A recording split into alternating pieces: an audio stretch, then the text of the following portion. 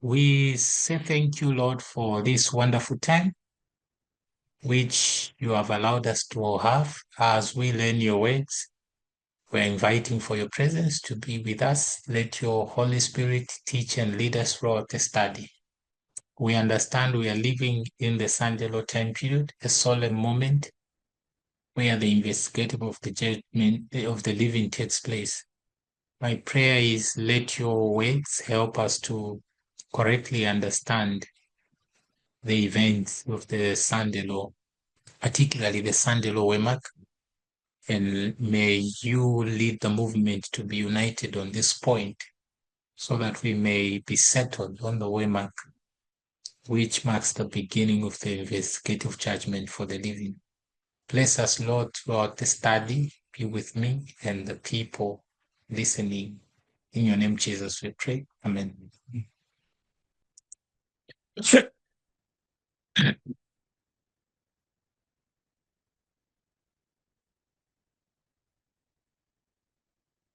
Uh, we'll be looking at Acts chapter 27. I think the verses that we'll be looking at,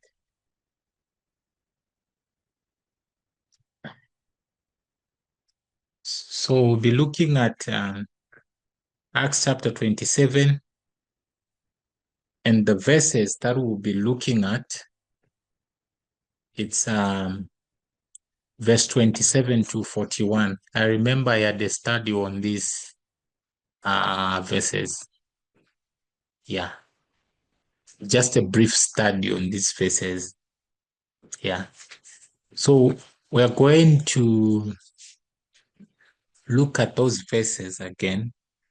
Last time when I looked at this study, I didn't make any application. So we're going to look at Acts chapter 27, verse 27 to 41. And this time, I would share my views in terms of the application. Yeah, and I'm not claiming that this is a correct view. I'm just sharing my thoughts and in terms of my personal study. And I believe all of us, we are students of Bible prophecy. We do research. Yeah. And I'm open for correction. Yeah. You also, if you look at those verses and you think you have got a different view on what those verses mean, I will be open for that. Yeah.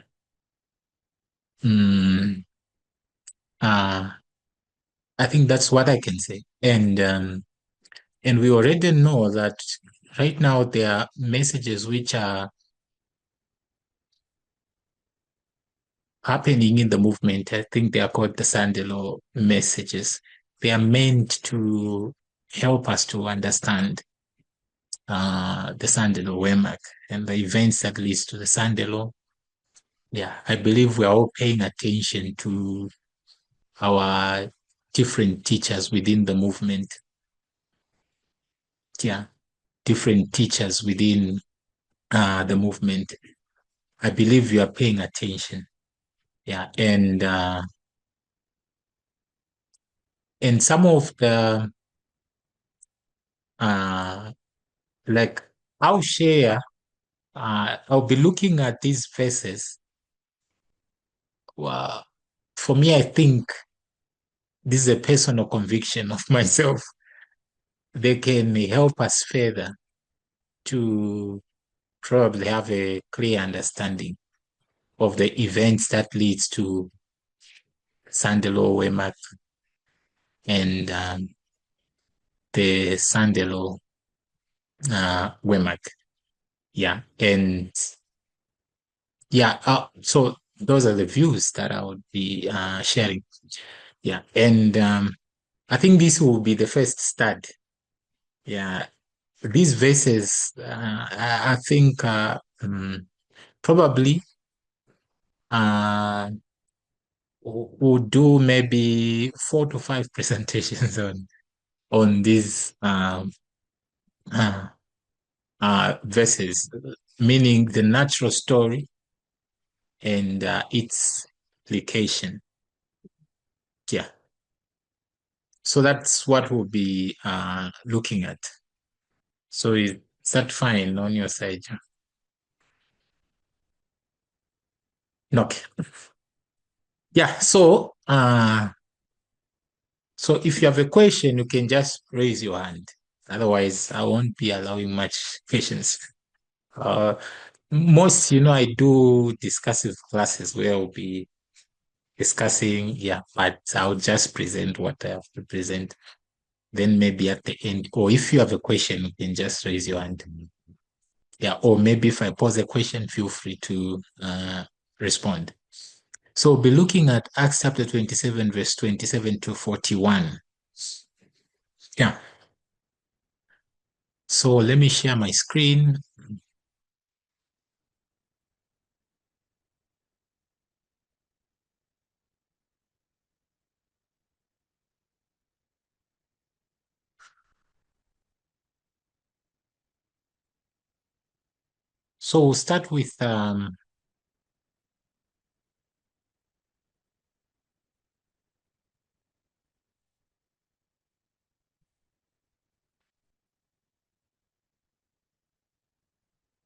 So we'll start with verse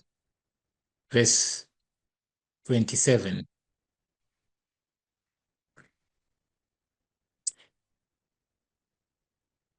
Okay, verse 27 to 29. And it says, "But when the 14th night was come, as we were driven up and down in Adria, about midnight, the shipmen deemed that they drew near to some country, and sounded and found it 20 fathoms. And when they had gone a little further, they sounded again and found it 15 fathoms. And then fearing lest we should have fallen upon rocks, they cast 4 anchors out of the stern and wished for the day." Yeah.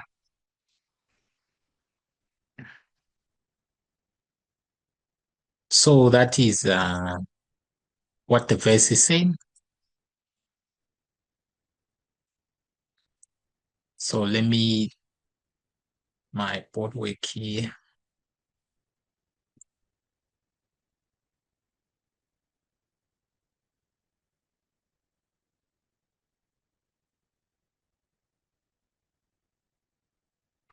Joseph is a hand. Okay. So the verses, let me again say it's true. Okay. The table, this table, Joseph. It's something else. Okay. Uh,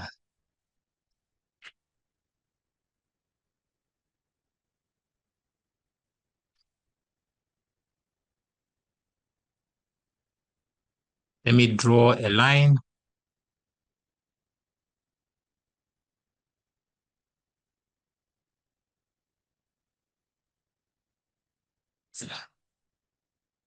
So we have this first waymark,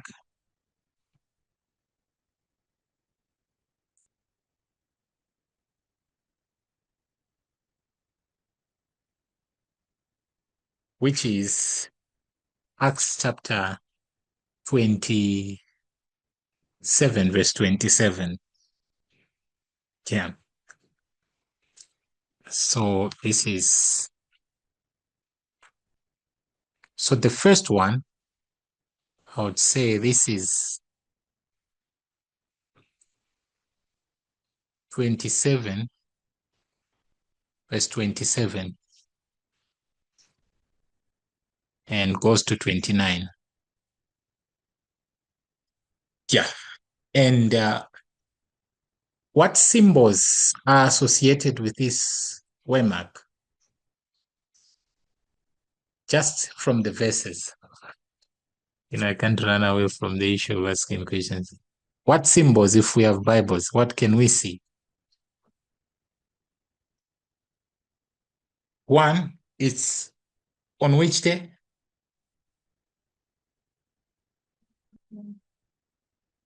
Okay, so this is a 14th night. So it's a 14th night. And if you go by the verses, previous verses, they say there was an angel at midnight. You are getting the point. Then this one, we come to verse 27, it says the 14th night. So this is the 14th.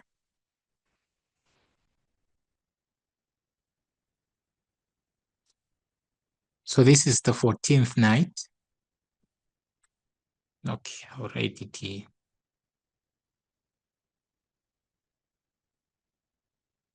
14th night.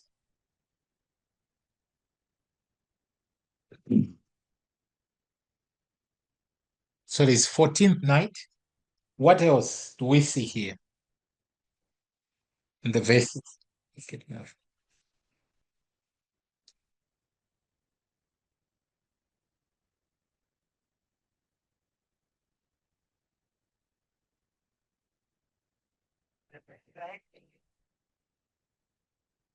Yes. What are you saying? Eh? That's the 14th night.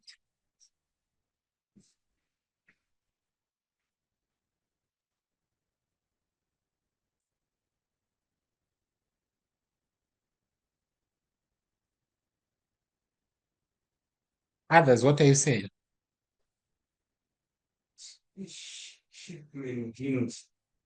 Okay. So Martin was saying, seeing. So this 14th night, it's midnight.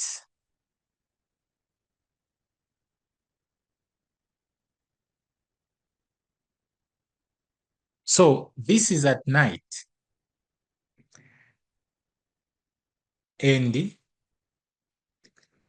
the shipmen deemed that they drew near to some country. Yeah. To some country. And why this is important is Paul in verse 23 is saying, "For there stood by me this night the angel of God, whose I am, and whom I serve, saying, Fear not, for thou mightst be brought before Caesar. And lo, God hath given thee all them that sail with thee. Wherefore, sirs, be of good cheer, for I believe God that it shall be even as it was told me. Howbeit we must be cast upon a certain island." So Paul is telling them there is some sort of an increase of knowledge about the shipwreck. Then Paul is telling them that we must not be afraid. I was taught by the angel that no one is going to die. And that for us to survive, what are we supposed to do? We must go to a certain island. We must look for an island where we're supposed to stop, like, meaning that's where a shipwreck is going to take place. There will be cast. We must be cast upon a certain island, meaning we need to go and to go upon a certain island, and we know the shipwreck will take place at that island. Yeah. Now, in 27, verse 27, why verse 27 is very important. This is the first time they are going to sense that they are near to the what? A certain island. You are getting the point. Yeah. near, but they are near to the shipwreck or to the island, which is at the end of the journey.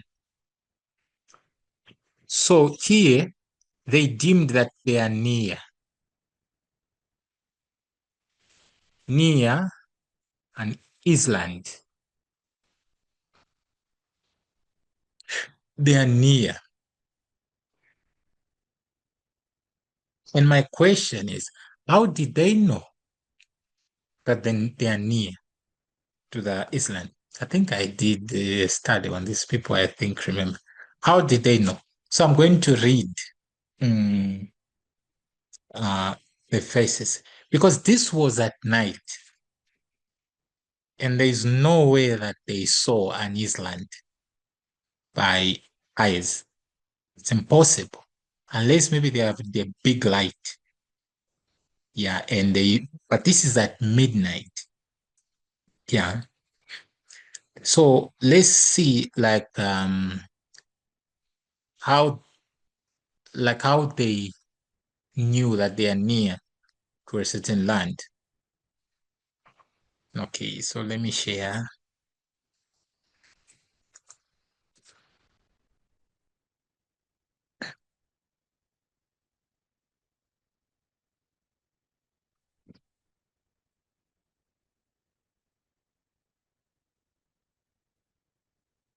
So when we read, so we are reading, this is Life Sketches of Paul 267.2.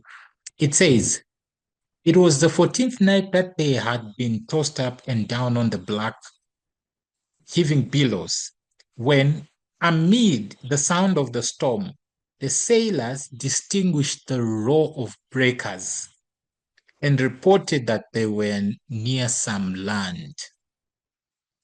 So, how did they know that they are near some land?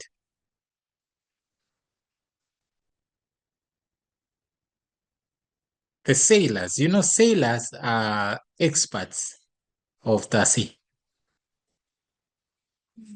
They knew through the sound of waves. So we have the rope breakers. So we have the what's the spelling? O. AR. AR. Okay. Row breakers.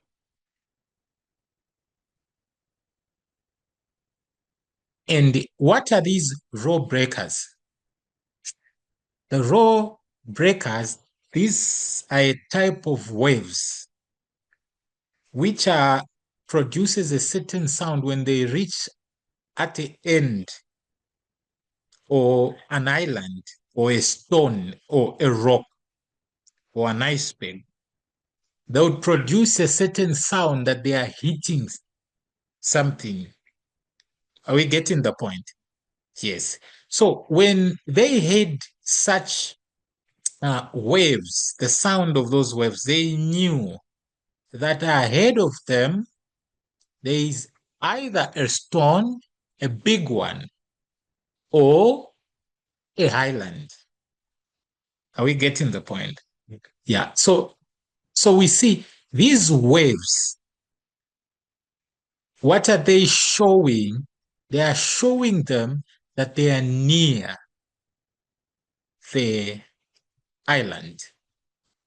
And this was their first witness that they are close to the what? To the island. It's the row breakers. So this is the row breakers, which I'm saying it's the first witness.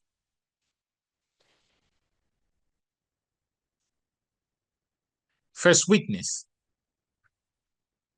Yeah. So the issue is they knew that they are near an island, but they need witnesses. The first witness was the rope breakers. And the rope breakers showed that really we are near an island. Or if it's not an island, probably it can be a huge stone. Are we getting the point? Because rope breakers can even hit into an iceberg or a stone, and you hear that sound, that they are reaching to a certain end. Yeah. I think those who have stayed near water, when you are reaching to the near the end, you can hear the the sound of waves that they are reaching at the end. Yeah, and this is what they hate. So what I'm suggesting here, this was at midnight. And at midnight, they saw nothing. So here they see nothing. So they see nothing. They see nothing. But at least they could what? Hear the sound that the island is near. Yeah. So they see nothing. Why? Because it's at night. Yeah, it's at night. So now, if they can't see anything and they can hear that the rope breakers, which shows that they are near probably an island or a stone, what are they supposed to do?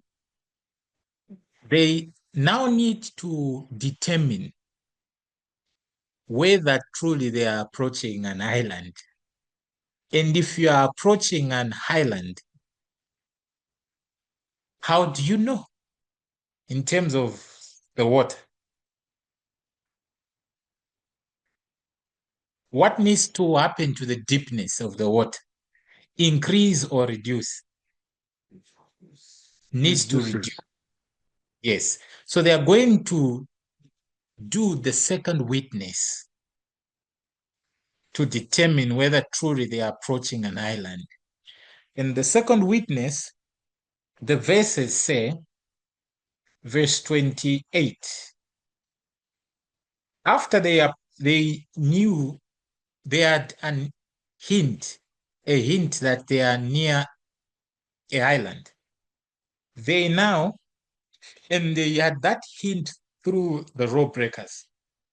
Then 28, and sounded and found it 20 fathoms. So they sounded fathoms. It's a unit used to measure the deepness of the sea. Yeah. Normally, when we talked about fathoms in the past, people thought fathoms is some sort of maybe a string, or I don't know, but what they were measuring, people thought they were measuring the distance from the position where they were to where? To the island. But what they were doing is to try to understand whether the deepness is reducing or increasing, or it's still the same. Once they see that it is reducing, they will know that definitely we are going to a shore or to an island. And do you need to measure once if you want to understand the deepness? Only once? No. Distance you can only measure once. You are getting the point. You know. Yeah. It's not that the reason why they measured two, they wanted two witnesses. No. When you're measuring the deepness, whether it's increasing the same or decreasing, you need at least two. Then you compare and what? Contrast.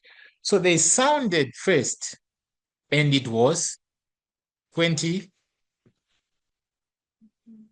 fathom. So it was 20 fathom.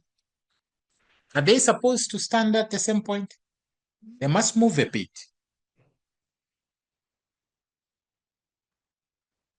They must move a bit. And it says, and when they had gone a little further, they sounded again and found it 15 fathoms. So they're going to move a bit further. Sounded, and they had to find it. They found it 15 fathoms. So we have 15 fathoms.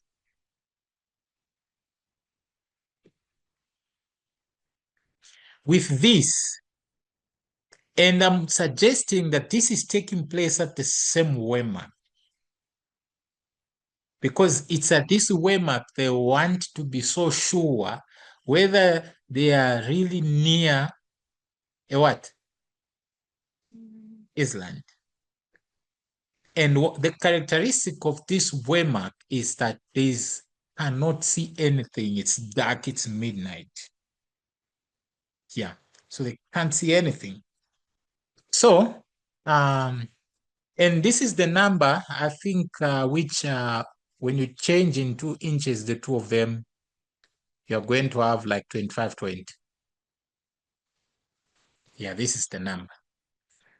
So this is what is taking place. Then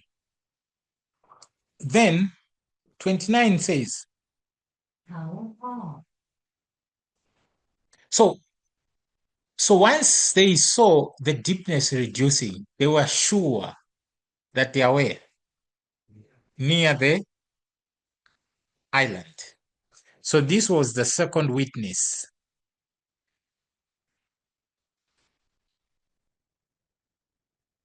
The first witness, the row breakers. Using ears, they knew that they are close to an island. The second witness, the fathoms. Are we getting the point? Yes, they could see the measurement of the deepness reducing. Then they saw that we are definitely close to the island. And they didn't know like how close it is. Are we getting the point? In terms of the exact time or the exact point where the island is. Does that make sense? Yeah, they didn't know.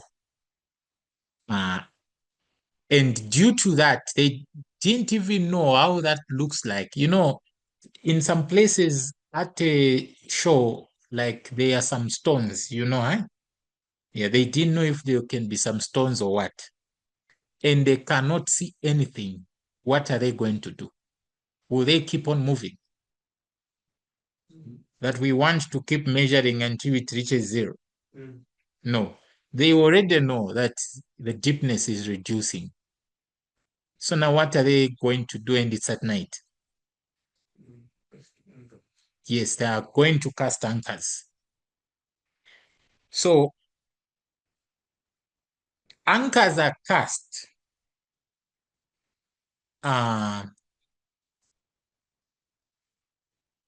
when actually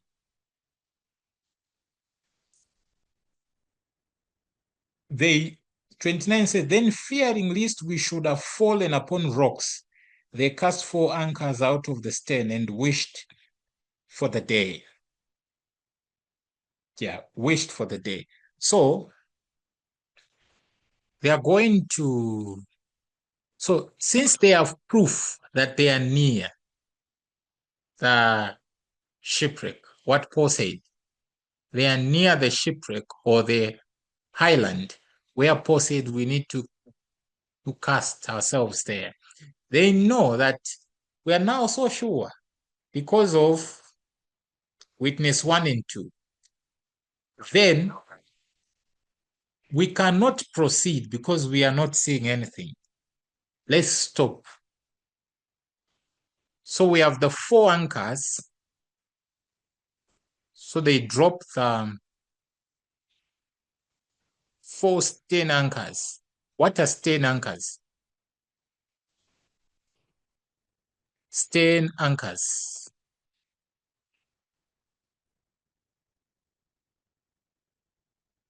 Stern anchors, these are anchors at the back of the ship.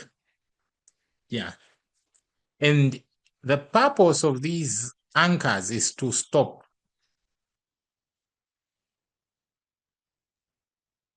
Is to stop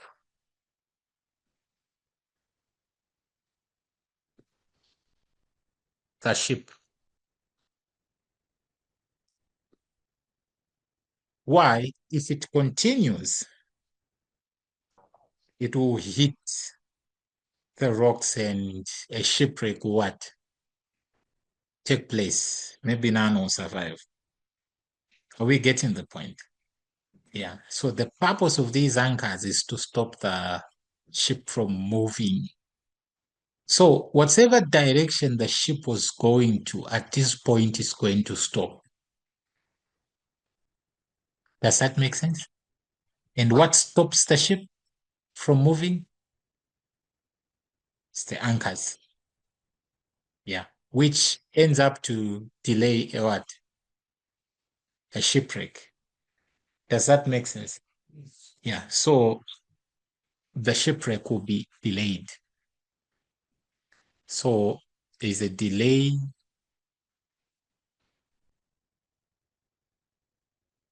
Their shipwreck.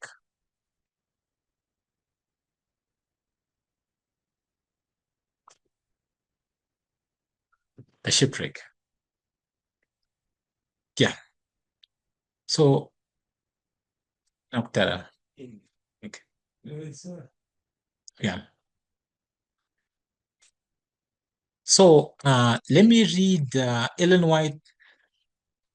I think we'll repeat what we have so far talked about.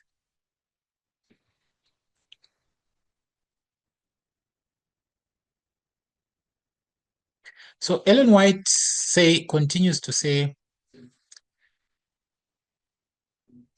when amidst the sound of the storm, the sailors distinguished the roar of breakers and reported that they were near some land. They sounded and found it 20 fathoms. And when they had gone a little further, they sounded again and found it 15 fathoms. They were now threatened by a new danger of having their ship driven upon some rock-bound coast. So if they proceeded, they knew, these were sailors.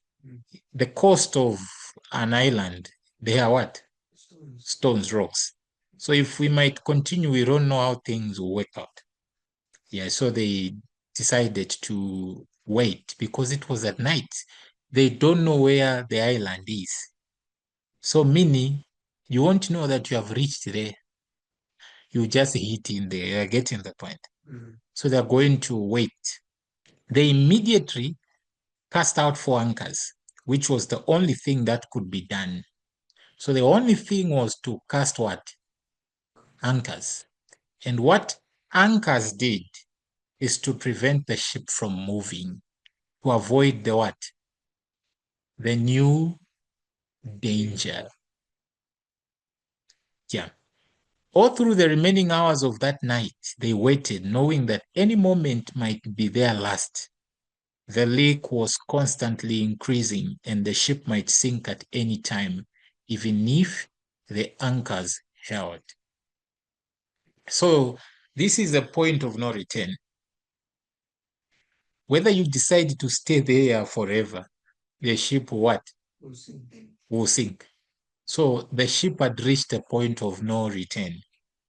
The only thing the anchors could do is delay the sinking, the shipwreck, in a short period of what? Time. Yeah. And it says it was on the 14th night of tossing on the black, heaving billows, that about midnight, the sailors, hearing the sound of the breakers, deemed that they drew near to some country and sounded and found it 20 fathoms. And when they had gone A little further, they sounded again and found it 15 fathoms. Then fearing, look right, lest we should have fallen upon logs, they cast 4 anchors out of the stern and wished for the day. So the reason why I wanted us to see this is the purpose of the anchors is not to prevent the sinking or the shipwreck. By this time, there is no return. Yeah, the only thing the anchors can do is delay the shipwreck. Does that make sense? Yes, it's to delay, not to prevent. It's to delay. Yeah.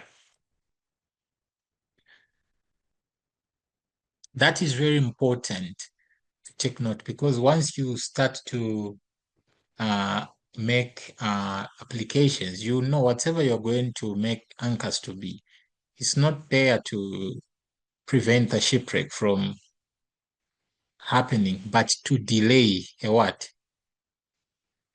A shipwreck, meaning at this point, there's no return. Yeah. Does that make sense? A bit. Why a bit? Yeah. Because it's a natural story. Yes. We can see that they had an imminent danger Mm. of the sinking the ship. But from the story, the anchors were to prevent them from a new danger, Yeah. which is to cast them in rocks, Yes. because that can bring that disaster. Yes. Yeah, a delay is there. So it's just to delay. If they continue there, because the water is entering in the ship. So as they are delaying, you know, after this, you know that after some time they will start removing everything. Why? Because the ship now is heavy. It can what? Sink. So if they spend their days, after maybe the whole day, morning and the whole day, they're just standing there. The next thing, what would have happened? Sinking. Yeah. So, and no one would have survived. Their only way of survival, according to Paul, is what? Casting themselves where? Upon the island. Not to stop and just be there, you are stopping. They will sink. But the anchor came in, anchors came in because they know that there is an island that they need to go there, but they are not sure of where it is. Whether it's very close or it's a little bit what? Far. They don't know. And if they start, they don't even know whether there are actually stones along that island. Yeah. This is why it was dangerous for them to continue moving. Yeah. Because you might be thinking, oh, it's there. Immediately you hit in rocks, then the rocks crashes you. Yes. And if there are stones, you'll be hit towards the stones that everyone will end up dying. Exactly. So it was a good idea to say, let's stop moving. And in order to stop moving, you need to employ what? The anchors. So anchors are going to help to stop moving. But we know anchors, in this situation the ship is in, they are not going to be useful for a long period of time. It's only for a certain period. Once that period is done, anchors will be removed. So I think that is what I wanted us to see. So there is a new danger.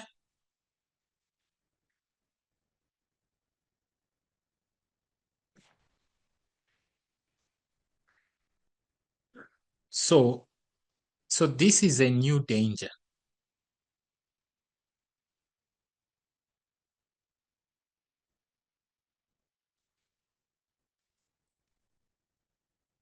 a new danger. You move, you die quickly.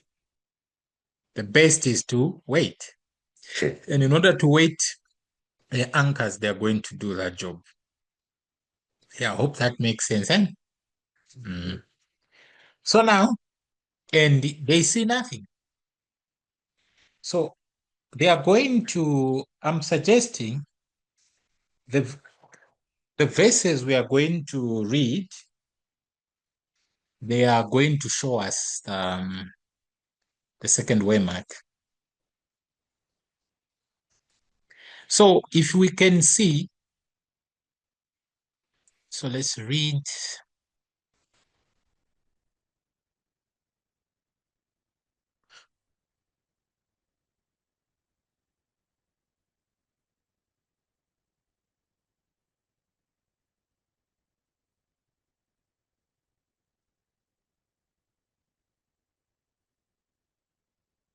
So verse 30, 32 to 38. Yeah. So verse 30 says, and as the shipmen were about to flee out of the ship, when they had laid down the boat into the sea, under color as though they would have cast anchors out of the foreship. These anchors, where are they? The foreship.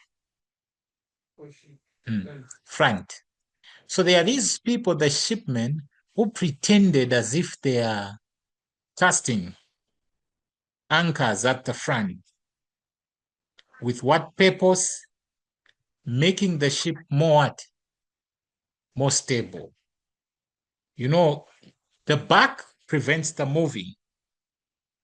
Cannot move. Then if you probably want to make the ship more stable, if there are winds, you'd put even the front one. So they pretended they are making the ship more stable. And they had to, by casting like the front anchors. But what were they doing? They wanted to what? Run away. Then the soldiers cut off and they wanted to run away by using the lifeboats. You know those ships of the Odin, they would have those lifeboats. If you're in a critical, you would put those and like allow people to be saved. Even now, yes. Yes. So they wanted to use the lifeboats to run away. Yeah. But then the soldiers cut off the ropes of the boat and later fall off. And so what happened? Verse 32. So I'm jumping some verses. Verse 32 says, so the ropes were cut for that boat. Then that boat fell into the what? The sea. Yeah. Then the verse says, verse 33, and while the day was coming, Paul besought them all to take meat, saying, this day is the 14th day that ye have tarried and continued fasting, and having taken nothing.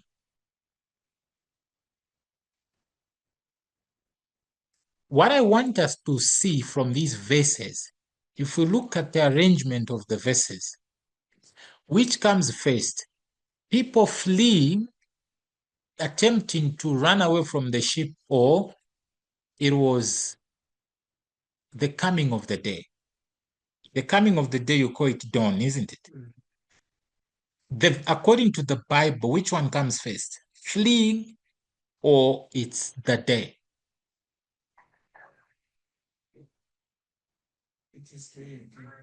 No, I'm saying the verses. What are they saying? The day is on verse 33. Fleeing is on verse 30. According to the verses, which one starts first? Fleeing, trying to run away from the ship.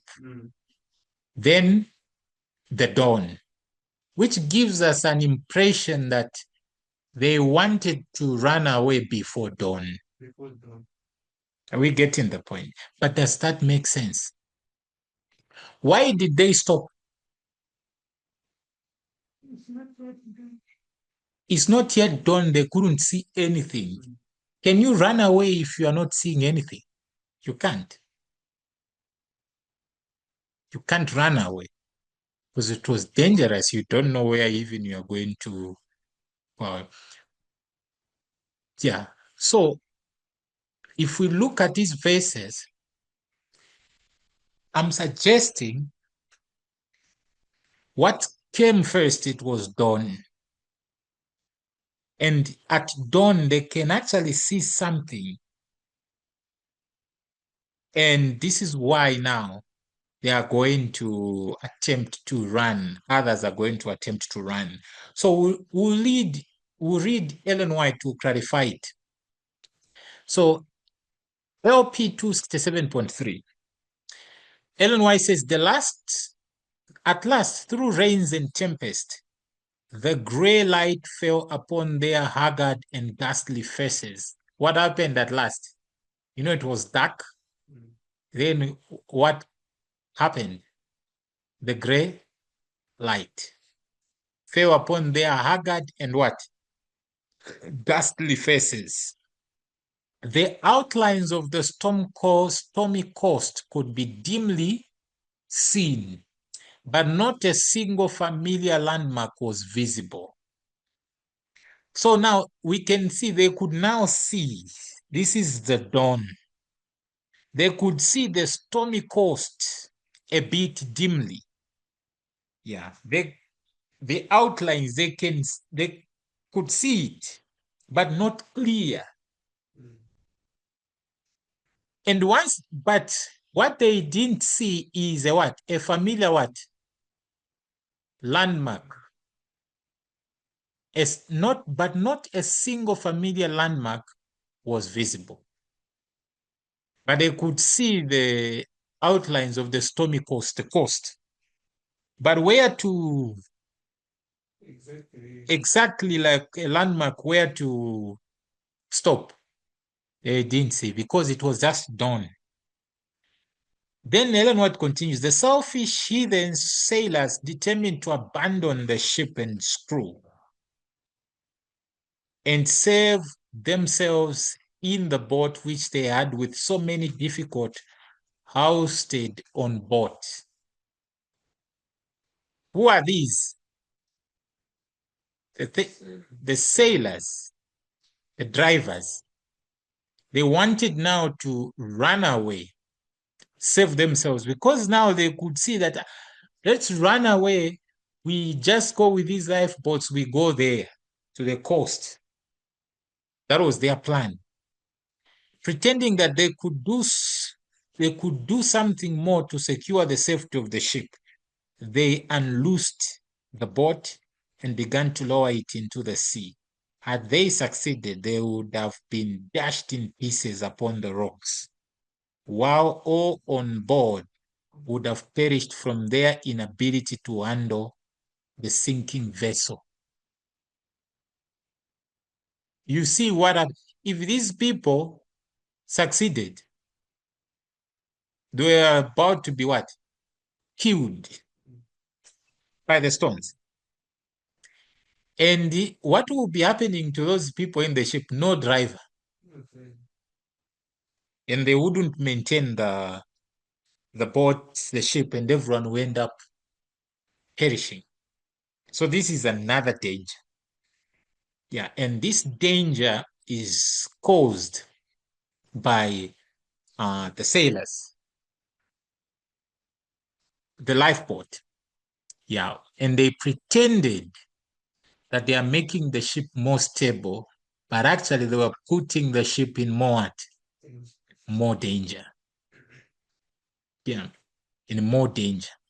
But they are going to fail because the soldiers recognize quickly. Yeah, and they're going to cut off that ship or that boat, live boat. The other quotation in Acts of the Apostles 4:43.4, it says, at break of day, the coastlines of the stormy coast were dimly visible, but no familiar landmarks could be seen. So Ellen White, the way we thought, that is what Ellen White is saying. What came first is what? It's the dawn. Yeah. So gloomy was the outlook that the heathen sailors, losing all courage, were about to flee out of the ship and feigning to make preparations for casting anchors out of the foreship. They had already laid down the lifeboat when Paul, perceiving their base design, said to the centurion and the soldiers, except these abide in the ship, ye cannot be saved. The soldiers immediately cut off the ropes of the boat and let her fall off into the sea. Yeah. So, so we see here about the. So what can we see? According to Ellen White and our analysis,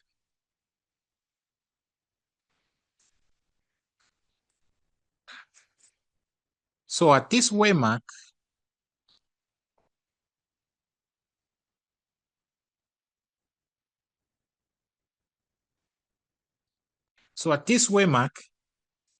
this is chapter 27, verse 30 to, I said to what? To 38. Okay, I'll add it. So here, the Bible and Ellen White says they can, so this is dimly see.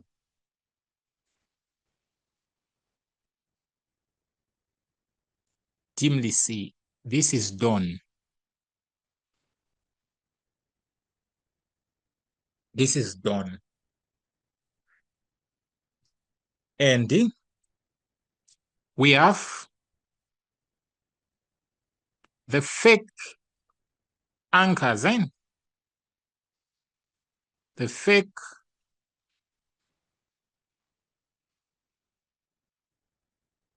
anchors. This time it's a lifeboat.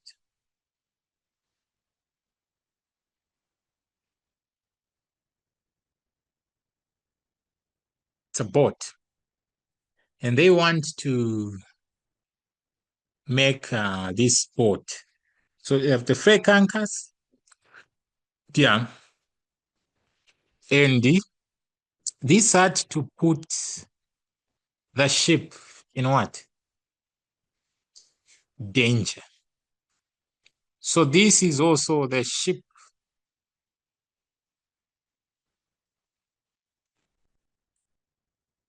in danger.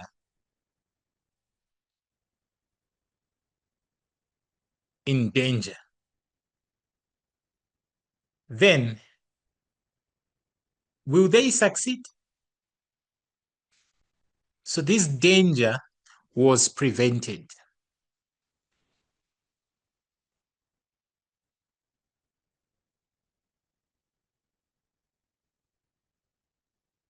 This danger was prevented. And the fake anchors are going to be destroyed. Yeah. Yeah. And what's happening to the island? They can what? See, but not much, just dimly. At first, they felt they couldn't see anything. But at this point, they can see dimly the coastlines. The coastlines is the end. Does that make sense? Yeah. But do they know where to stand? They don't know. Yeah, so they can see dimly at least. And I'm suggesting this is the second waymark.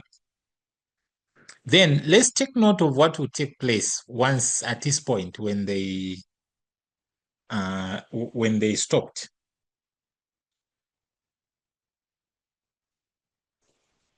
So, and Paul instructed them, verse 33, and while the day was... Now written there and seven to 30. No, it's 20, Acts 27, verse 30. I haven't finished 2. So verse 33, and while the day was coming on, Paul besought them all to take meat, saying, this day is the 14th day that ye have tarried and continued fasting, having taken nothing. So what are they going to do to the fasting? Continue or stop? Exactly. So at this way mark, they'll break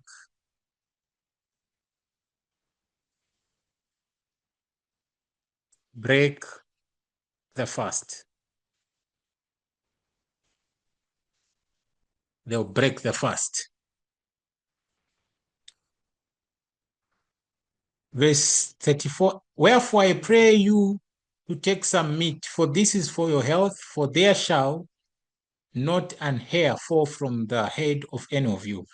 And when he had thus spoken, he took bread and gave thanks to God in the presence of them all. And when he had broken it, he began to eat. Then were they all of good cheer, and they also took some meat. And we were in all in the ship 216 souls. So this is where it's at dawn where they had to break the fast, and it's at dawn where they counted themselves. Do we see it? Yes. Yes. That is in verse 37. And they said there were how many? 276, which we turn into 273. So 273 is at this point.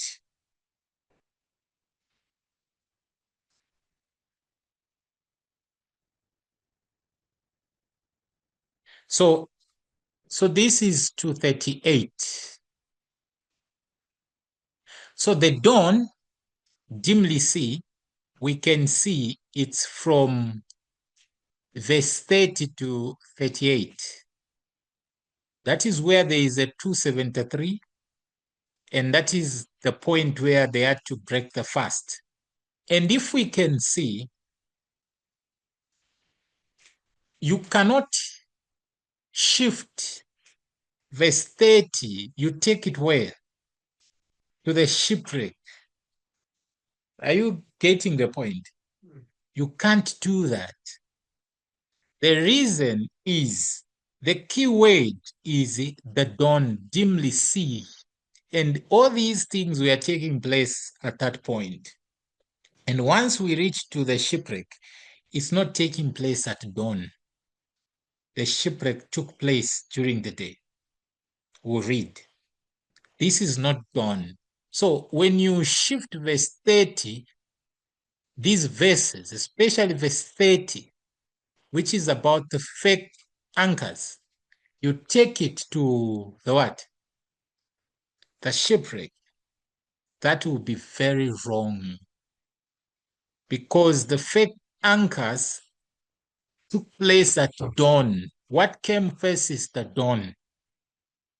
And they could see the coastlines of the sea. Then they attempted to run, the sailors. And Paul says, don't. If they do that, we're all in danger. Yeah, we're all in danger. Yeah. I think at that point we need to see, because I believe there were some suggestions which were in the movement that verse 30 should be pushed where? It should be pushed where? We didn't follow them. To the shipwreck, isn't it?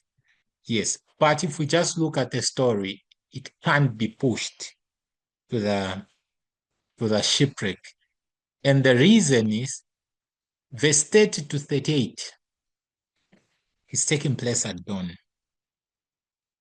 Yeah. We'll see in the coming verses. So this is dawn. And at dawn, we can see, they can see dimly. Yeah. So from verse 27 to 29, they cannot see anything. It's happening at midnight. They cannot see anything. Verse 30 to 38, they are at dawn. They can see the coastlines. But are they very sure of where to stand? Where to stop? They are not. So they are not so clear about where they are supposed to cast themselves. Meaning at this point, at least they can see that, oh, it's there where we're supposed to cast ourselves, but not so clear. Yeah, it's not so clear.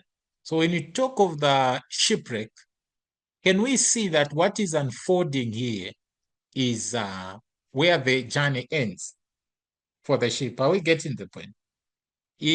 At a first waymark, they cannot see anything, but at least they have some witnesses, the rope breakers and the deepness of the sea, that they are close to an island where they're supposed to cast themselves at the end of the journey. Then at waymark number 2 now, they can what? See, but little dimly. So at least they know that, oh, it's there. Now, we'll go at the third waymark. So we'll read.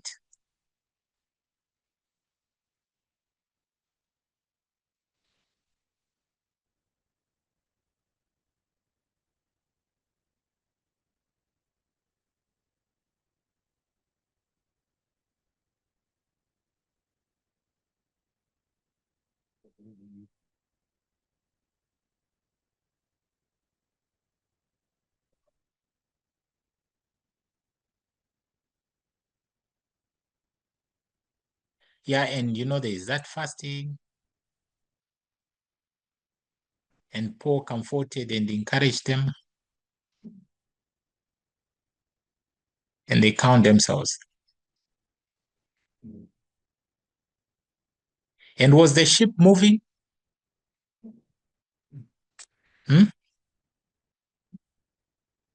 The ship was not moving.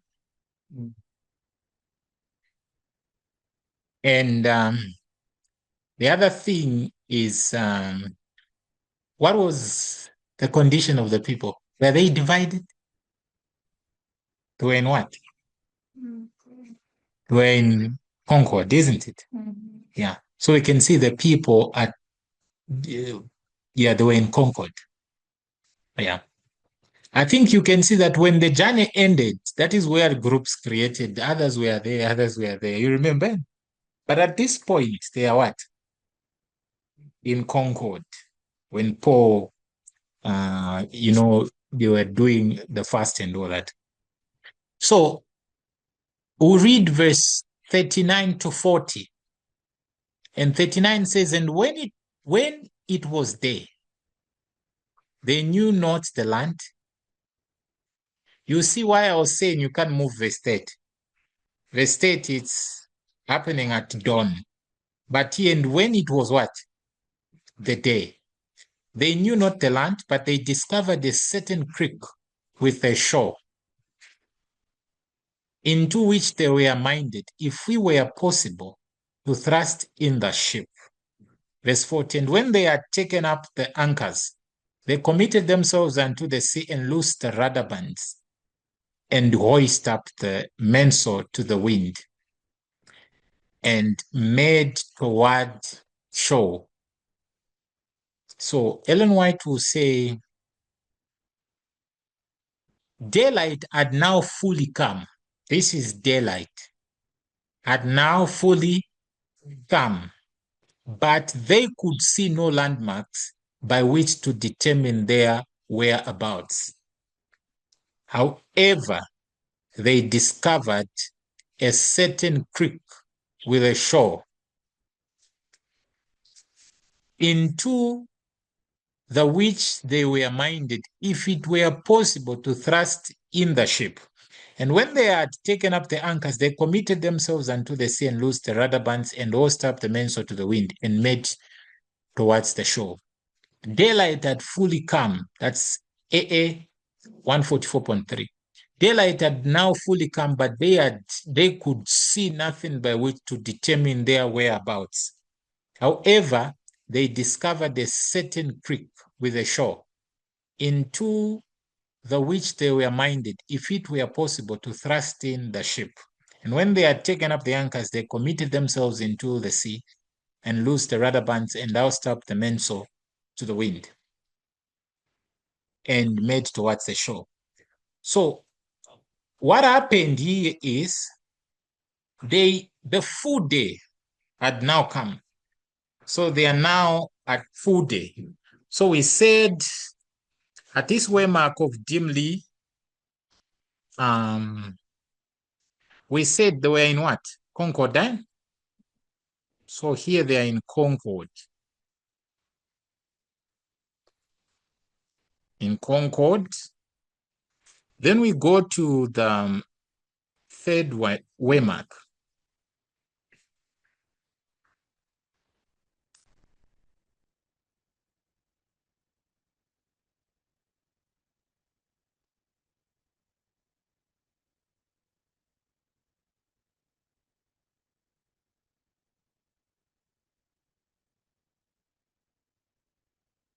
Okay.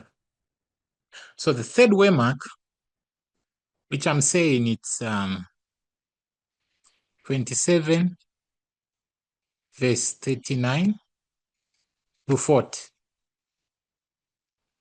What happened? This is now, they can see clearly. See, or I would say this is a clear view. See clearly.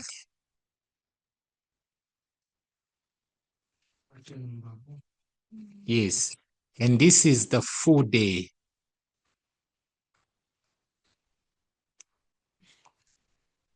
Full day.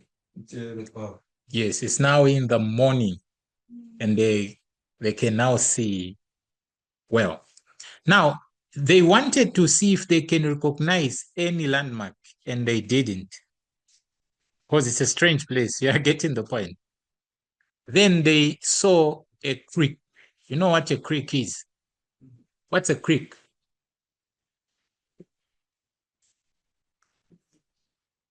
What's a creek? A creek is some sort of, like if you have like a farm, then there is like a river which goes through. Or you have the sea. Then there is like a small, yes, a small passage. Yeah, which is like a small river, which leads, and that creek was leading to a certain what? Shore, an island. So if they pass through that creek, where are they going to reach? The island. Now they could clearly see where they are supposed to go and what? Cast themselves. Yeah. So let me check the definition of a creek.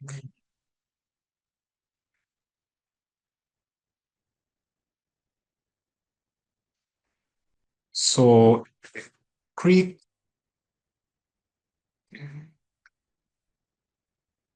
they say a creek is a small stream or river, often tributary to a larger body of water. Creeks can be natural or man-made. So you can see there is this large body of water. Let me draw it here. So a creek, if this is a large body of water, then make a small one like this. This is a creek. You get the point. So they saw a creek like this. They are somewhere here. Then they see a creek. Then here, it's what? The island. the island. And that's when they're like, okay, let's go through the what? The creek. If we can manage, then we reach the what? The island, then we are saved. So what developed at the first waymark, when they were hearing the rope breaker suggesting that they are near the end of something, and they measured the deepness, it also suggested the same thing, that there is an island somewhere there. But they didn't see it. When they reached at dawn, they could see the coastlines, the vast coastlines, but still they didn't know where to what? To stop, to go and stop. Not until when they reached at a full day, during the full day, during all this time, the ship is just standing. But at the full day, what happened? They saw a creek leading to a what?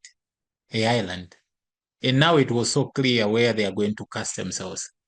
According to the words of Paul, this is when they knew now that they are saved if they manage to go through the what? The creek. So what we can see here, there is that a clear view. Yeah. So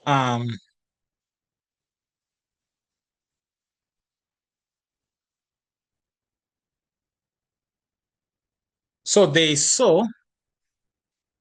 So at this point, they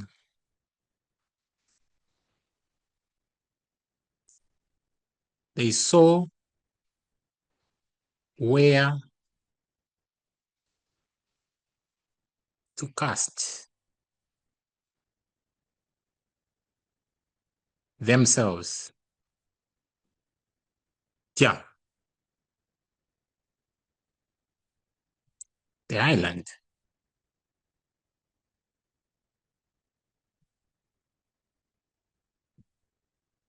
Yeah. We can see now that things are settled where they need to cast according to the words of Paul. They like saw now that is somewhere there. Then, what are they supposed to do? Continue stopping? No, they are going to what? Lift the anchors. So anchors.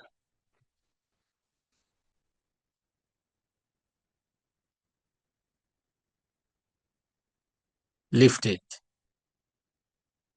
What about the ropes that they tied after Euroclydon?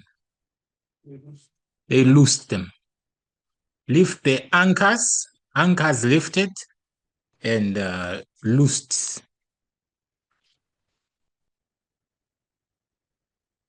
The rudder bands.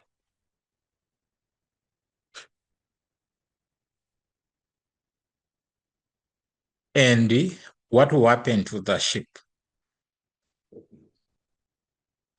Start moving. So the ship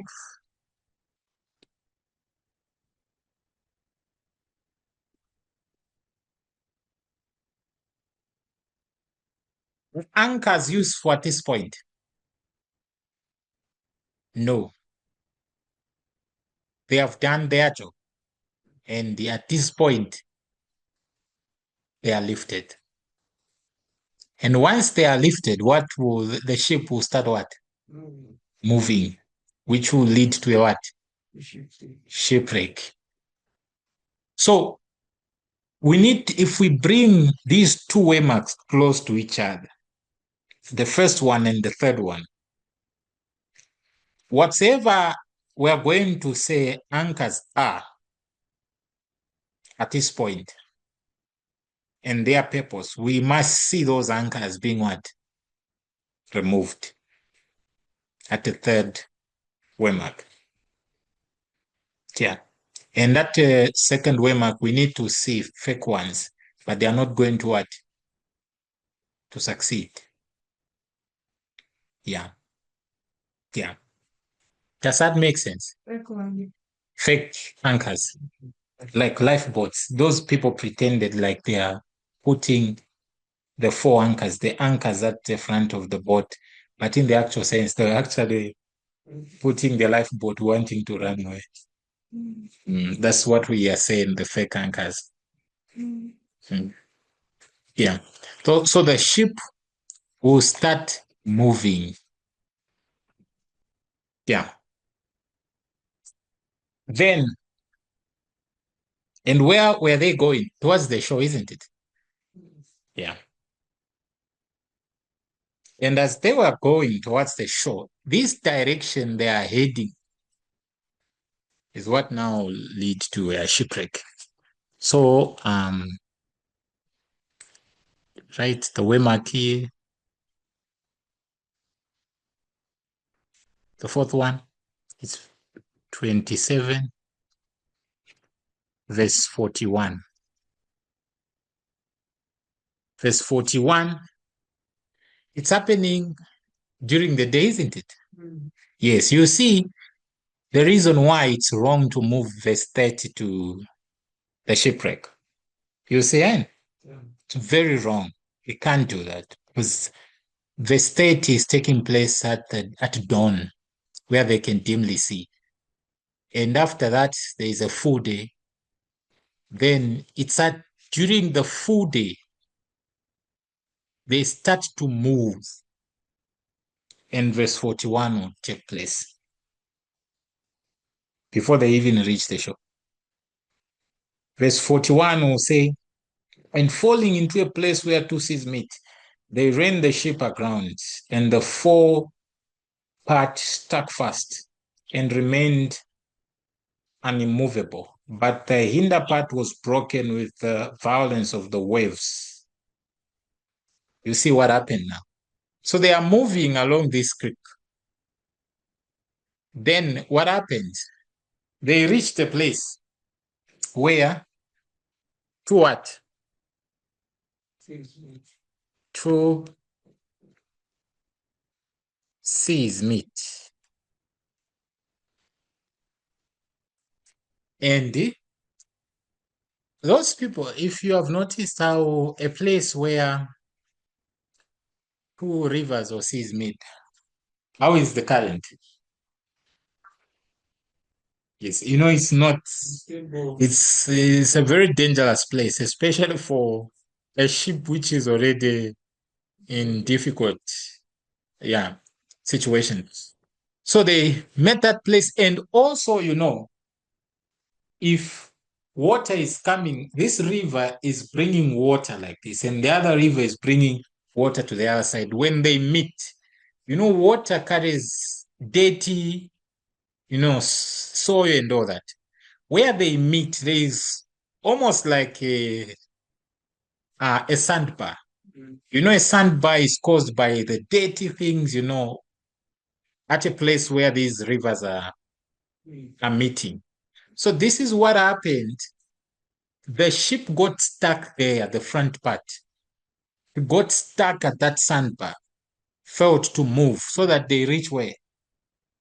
At a island when they were like close. Then when the ship was not moving, not that they want to stop moving, was forced to stop what? Moving. Then what happened to the wave? The wave had to hit the back of the ship. That's how the ship broke. And that is how a shipwreck happened. Then we all know that once they reached here, how did they go by the island? Did the ship reach there at the island? No, they had to swim. But it was so close. You know, Paul advised, they wanted even to kill the prisoners. Then Paul said, no, no, no. Let them like swim and whatever. And they had to swim to the what? To the shore. So this is the place where the shipwreck took place. Yeah. So where the two seas meet, and the back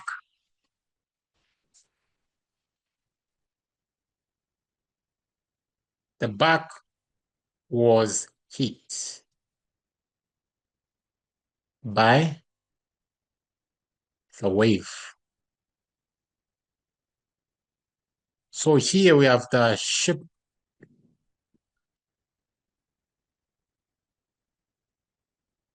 So this is a shipwreck, just a shipwreck. Is there a T? Okay, this is where a shipwreck took place. Yeah, this is where a shipwreck took place. So you can see that, and there now, they had to swim. Then later they discovered that the island is called what? Is it Melita? Melita. Yes, it's Melita, isn't it? That island. So yeah, maybe. So I would say, okay, after that now, the shipwreck takes place, then they find themselves at Melita, which is also called, is it Malta? So Melita. Yeah. So this is how the shipwreck happened, and this is the journey to the shipwreck. So what I want us to see from this story, okay, still have time, is from this point,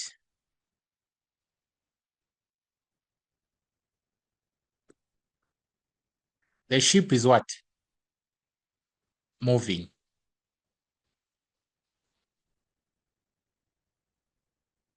So at the first swim up, the ship is stopped to move by the anchors. At the third one, the anchors are removed, the ship starts to what? To move, and we know where it's headed to a shipwreck. So moving. So those points they're important. So from this point, the ship not moving.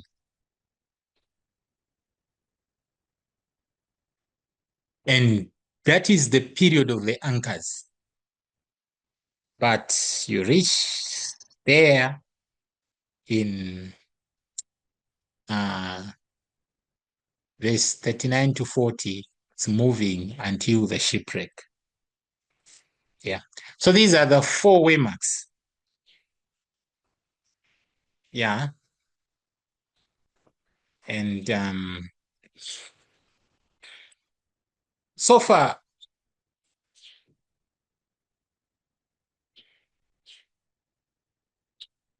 and my suggestion,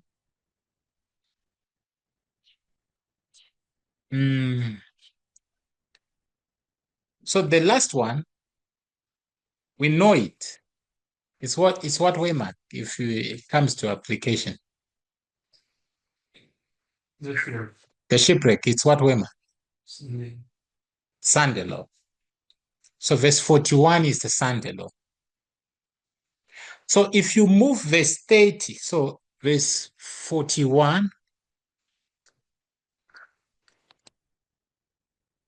okay, so verse 41 is the Sandelo.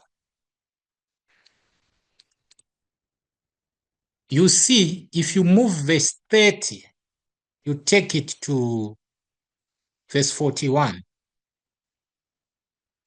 What are you going to conclude? What is the cause of the shipwreck? You're going to say the fake anchors, isn't it? That's what you're going to say is the cause of the shipwreck. Yeah, but what that story teaches us is that they attempted at dawn, but it was prevented. Does that make sense?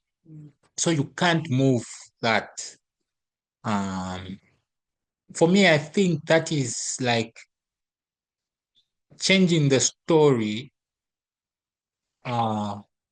manipulating it to fit maybe your application. Once you do that, one of the things we need to understand that for us to understand the spiritual, what do we need? The natural. The natural explains the what? The spiritual. Yeah. Therefore, which one is more important, the spiritual or the natural? It's a natural. And if it's Elder Paminda would say we should spend 99% in understanding the what? The natural, and 1% or 10% in the application, which is the spiritual. Why? Because the mistakes are made in the movement, even Advent, especially Adventists. They spent 10% in the what? Natural, and 90% in the spiritual. Yeah. If the natural is what teaches you of the spiritual, therefore a correct understanding of the natural is vital to your correct understanding of the what? Spiritual. You can't be wrong on the natural, then you find yourself correct on the what? On the spiritual. It doesn't work that way. That is why once you change verse 30, you take it to verse 41, you have changed the natural. And why are you doing that? One of the reason maybe could be ignorance, or maybe this is the only way you can make your application to what? To fit, is by manipulating the what? The natural. And is that going to help you? No. Yeah, it's better you are correct on the natural, and if the natural doesn't fit the application, you know that the natural is not wrong. What is wrong? The application. Then you just leave the natural there, studying. Miller says, once you have interpreted everything, what are you supposed to do? Go for what? A fulfillment of it, meaning an application. If you can't find it, either wait for it, or maybe you're looking at the wrong thing, or maybe your interpretation is wrong. But if it's correct, it's either you're looking at the wrong thing or you have to wait for it. This is why we can't play around with the natural. If the natural doesn't seem to agree with the spiritual, and if you have interpreted the natural correctly, then it's high time you look for something else. Yeah. But once you start to change the natural to fit your application, that's what we call going to study something with preconceived what? Ideas. To fit your idea. Yeah. And I don't think that is correct doing that. Yeah. I'm not saying probably me, I'm an expert in methodology, but at a basic level, I understand that that is not how methodology works. Yeah, so we can see the story clearly, the natural story clearly, how it's supposed to be. I might be wrong also, and I'm willing to be corrected, but this is how I see it, me personally. Yeah. So if that is fine, first, is there a question with this natural story?